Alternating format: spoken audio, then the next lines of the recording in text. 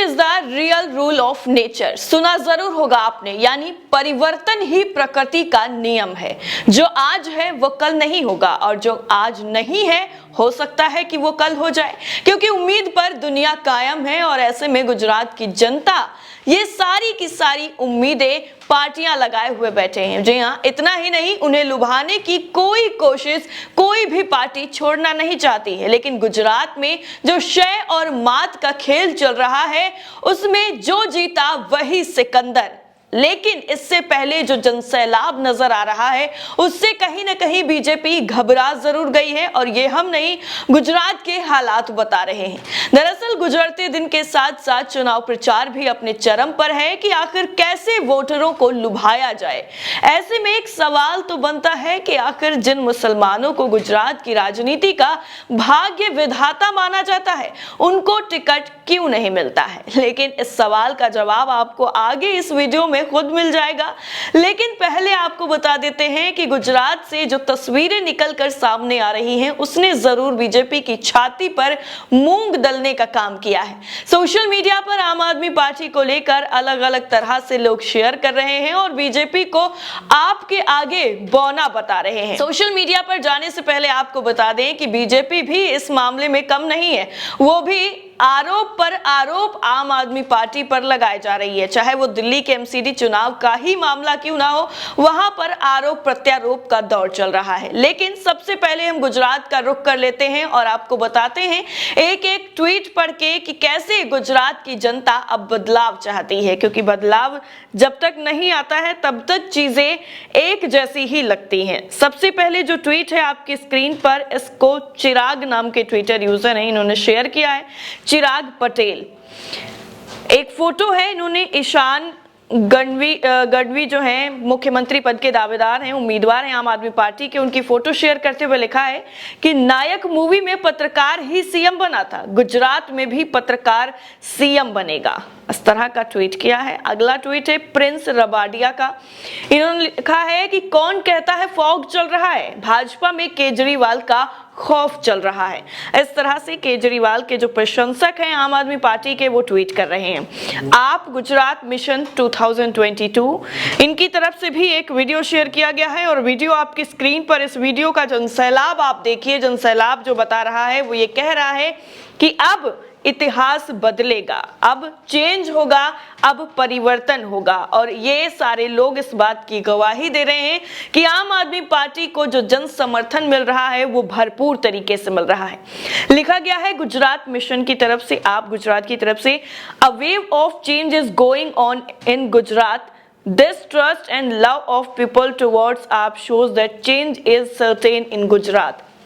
ये एक लहर है जो बदलाव की तरफ बढ़ रही है गुजरात में, और ये जो प्यार है, ये लोगों का जो भरोसा है आम आदमी पार्टी पर, ये दिखाता है कि गुजरात में परिवर्तन इस बार निश्चित है। ये अभी जो आपने ट्वीट देखा है, इसमें पूरा वीडियो शेयर किया गया है। अगला जो ट्वीट है वो भदोही वल्ला करके ट्विटर यूजर हैं, इन्होंने लिखा है आप बीजेपी कांग्रेस वोट चाहिए लेकिन टिकट नहीं देंगे, गुजरात में मुसलमानों की उम्मीदवारी इतनी कम क्यों है। जो सवाल मैंने आपसे पूछा था, उसी सवाल का जवाब हम अभी आपको देंगे, लेकिन पहले आपको ट्वीट के बारे में बता देते हैं। अगला जो ट्वीट है वो रसादिया प्रफुल्ल करके ट्विटर यूजर हैं, इन्होंने भी वीडियो शेयर किया है और वीडियो पर अगर आप नजर डालेंगे तो इसमें लोग ही लोग नजर आएंगे। सबके सर पर टोपी है, हाथ में जो है झंडा है आम आदमी पार्टी का, और चलते हुए नजर आ रहे हैं। हालांकि ये वही वीडियो है जो अभी हमने आपको पहले दिखाया था। लिखा गया है प्रफुल्ल की तरफ से कि गुजरात में परिवर्तन की आंधी है, गुजरात की जनता का एक ही नारा है कि आम आदमी पार्टी और केजरीवाल को लाना है, गुजरात में परिवर्तन निश्चित है। इस तरह का जो ट्वीट है वो किया गया है। अब आपको बता दें कि किस तरीके से जो सवाल अभी मैंने आपसे किया था कि आखिर किस तरीके से जो मुसलमान हैं वो गुजरात में एक सरकार बनाने में और सरकार को बिगाड़ने में कितना ज्यादा योगदान रहते हैं। अब इसको जानने के लिए जाएंगे तो नव भारत टाइम्स पर एक आर्टिकल छपा हुआ है। उसके मुताबिक अगर बात की जाए, जो हेडलाइन दी गई है उसमें दिखा है कि आप बीजेपी कांग्रेस वोट चाहिए लेकिन टिकट नहीं देंगे, गुजरात में मुसलमानों की उम्मीदवारी इतनी कम क्यों है। इस तरह का हेडलाइन उन्होंने दिया है। अब उसके अंदर क्या लिखा गया है वो आपको बता देते हैं। लिखा है कि साल 2011 में आई जनगणना रिपोर्ट के मुताबिक गुजरात की कुल आबादी में मुसलमानों की संख्या 9.67% या यूं कह लीजिए कि 58 लाख से ज्यादा है। इनमें से ज्यादातर शहरों में रहते हैं, जिनकी संख्या 14.75% है, जबकि 5.9% ग्रामीण क्षेत्रों में लोग रहते हैं। रिपोर्ट यह साफ तौर पर बताती है कि राज्य में लगभग 20 विधानसभा क्षेत्र ऐसे हैं जहां मुसलमान किसी भी पार्टी के पक्ष या विपक्ष में जीत का पलड़ा भारी कर सकते हैं। यानी मुसलमानों पर यह डिपेंड करता है कि वो किधर वोट करेंगे और जिधर उनका वोट जाएगा उधर सरकार बन जाएगी। लेकिन उनकी आबादी के अनुपात में उनका प्रतिनिधित्व कभी नहीं हो सका है। लेकिन क्यों, ऐसा क्यों हुआ? गुजरात विधानसभा चुनाव 2022 के लिए सभी पार्टियां आपको पता है कमर कस चुकी हैं। उम्मीदवारों का ऐलान हो चुका है, सीएम जो उम्मीदवार हैं उनका ऐलान हो चुका है। ज्यादातर जो सीटें हैं उनके लिए उम्मीदवारों का चयन पूरी तरह से कंप्लीट हो चुका है। कुल 182 सीटों पर चुनाव होने हैं। कांग्रेस ने अब तक 6 मुस्लिम उम्मीदवारों को ही टिकट दिया है। इस पार्टी ने पिछली बार 10 या उससे ज्यादा मुस्लिम उम्मीदवारों को 27 साल पहले यानी 1995 में टिकट दिया था। आम आदमी पार्टी ने अब तक 2 मुस्लिम उम्मीदवारों को ही टिकट दिया है, जबकि राज्य की सत्ता पर पिछले 27 सालों से काबिज बीजेपी ने एक भी मुस्लिम उम्मीदवार को टिकट नहीं दिया है। लेकिन फिर भी बीजेपी के लिए ये मुस्लिम वोट आखिरकार इतना ज्यादा जरूरी क्यों है? क्यों मुस्लिमों का वोट पाने के लिए बीजेपी हर वो तरकीब आजमा रही है जो बाकी वोटों के लिए करती है? लेकिन यहाँ पर ट्विस्ट ये आ जाता है कि जो मुस्लिम वोटर हैं गुजरात में, और जिस तरह से भी हाल ही में कुछ घटनाएं हुई हैं जो बीजेपी सरकार को कटघरे में लाकर खड़ी कर देती हैं, ऐसे में मुस्लिम वोट कहीं बट ना जाए, मुस्लिम वोट कहीं बीजेपी से कट ना जाए, इस चीज का भी पूरा ख्याल बीजेपी की तरफ से रखा जा रहा है।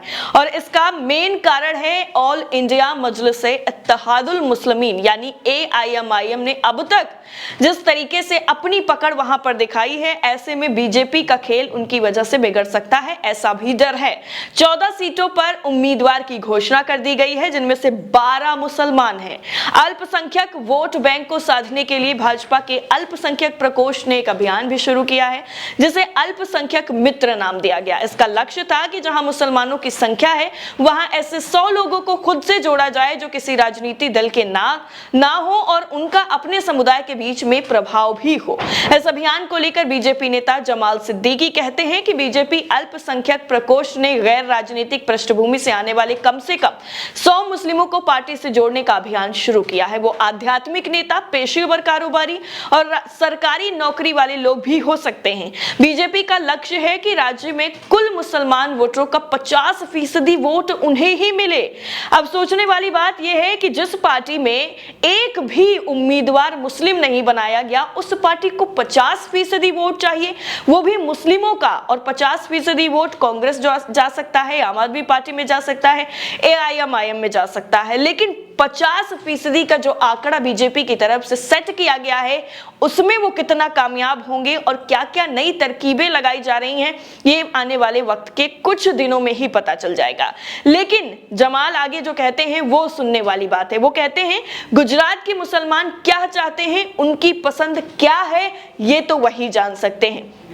इस विधानसभा चुनाव के लिए कांग्रेस की अल्पसंख्यक शाखा ने मुसलमानों के लिए 11 टिकट मांगे थे। पिछले 4 दशकों की अगर बात करें तो पार्टी ने सबसे ज्यादा 17 मुस्लिम उम्मीदवार 1980 में उतारे थे। उस चुनाव में पूर्व मुख्यमंत्री माधव सिंह सोलंकी खाम यानी क्षत्रिय, हरिजन, आदिवासी, मुस्लिम समीकरण के साथ मैदान में उतरे थे और सफल भी हुए थे। 17 में से 12 उम्मीदवारों ने जीत दर्ज की थी। इसके बाद 1985 में कांग्रेस ने खाम फॉर्मूले को आगे बढ़ाया, लेकिन इस बार मुस्लिम उम्मीदवारों की संख्या को घटाकर 11 कर दिया, जिसमें से 8 जीतने में सफल रहे। साल 1990 के विधानसभा चुनाव तक राम जन्मभूमि अभियान से पूरा माहौल ही बदल गया। बीजेपी और उसके सहयोगी जनता दल ने उस चुनाव में किसी भी मुस्लिम उम्मीदवार को मैदान में ही नहीं उतारा और कांग्रेस ने 11 उम्मीदवारों को मैदान में उतारा, जिनमें से केवल 2 ही जीतने में सफल हो पाए। 1995 में कांग्रेस के सभी 10 मुस्लिम उम्मीदवार हार गए। उस मंगा जी नेवदीवाला जमालपुर से निर्दलीय चुने गए, एकमात्र मुस्लिम विधायक थे। 1998 की बात करें तो मुस्लिम प्रतिनिधित्व में थोड़ा सुधार हुआ।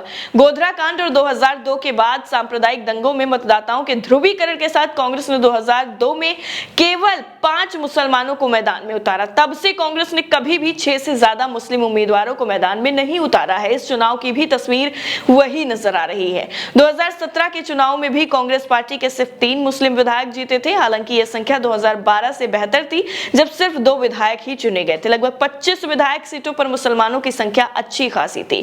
इस साल की शुरुआत में ही कांग्रेस ने अल्पसंख्यक समुदाय को लुभाने की कोशिश में अपने वांकानेर विधायक मोहम्मद पीरजादा को पार्टी का कार्यकारी अध्यक्ष नियुक्त कर दिया। तब राज्य कांग्रेस अध्यक्ष जगदीश ठाकुर ने पूर्व प्रधानमंत्री मनमोहन सिंह के 2006 के उस बयान को दोहराया था, जिसमें कहा गया था कि अल्पसंख्यकों का देश के संसाधनों पर पहला दावा होना चाहिए। और कहा जा रहा है कि बीजेपी में एक भी मुस्लिम कैंडिडेट को वोट ना देने के पीछे की वजह सबसे पुख्ता यही हो सकती है। और अगर कांग्रेस की बात की जाए तो कांग्रेस ने भी अपना जो पुराना वाला रवैया था वही इख्तियार किया है और इस बार भी चुनाव में उसी रणनीति के साथ उतर रहे हैं, ऐसा दावा किया जा रहा है। लेकिन आम आदमी पार्टी इसको अगर देखा जाए तो चाहे हिंदू हो, मुस्लिम हो या फिर बाकी समुदाय के लोग हो, हर किसी का जन समर्थन भरपूर तरीके से मिल रहा है। कई ऐसी सभाएं हुई हैं जिसमें जो जन सैलाब देखने को मिला है, जो लोगों की भीड़ देखने को मिली है, वो अपने आप में एक अलग मायने बताता है। अब 3 पार्टियां हैं, 3 पार्टियों में सबसे ज्यादा फायदा चाहिए बीजेपी को, उसके बाद कांग्रेस को, उसके बाद आम आदमी पार्टी को। हालांकि आम आदमी पार्टी को कांग्रेस से ज्यादा चाहिए क्योंकि वो दूसरे नंबर का खुद को विपक्षी बताते हैं, लेकिन कांग्रेस वहां पर कितनी मजबूत है इसके आंकड़े भी हम आपके सामने पेश कर चुके हैं। लेकिन इस पूरी राजनीतिक समीकरण में आखिर बाजी कौन मारेगा और गुजरात की जनता किस पर अपना भरोसा जताएगी, ये देखने वाली बात होगी। इस पूरी रिपोर्ट को लेकर आपकी राय क्या है, कमेंट करके जरूर बताइएगा। बाकी सारी अपडेट के लिए नेशन 360 को सब्सक्राइब करना बिल्कुल ना भूलें। जय हिंद।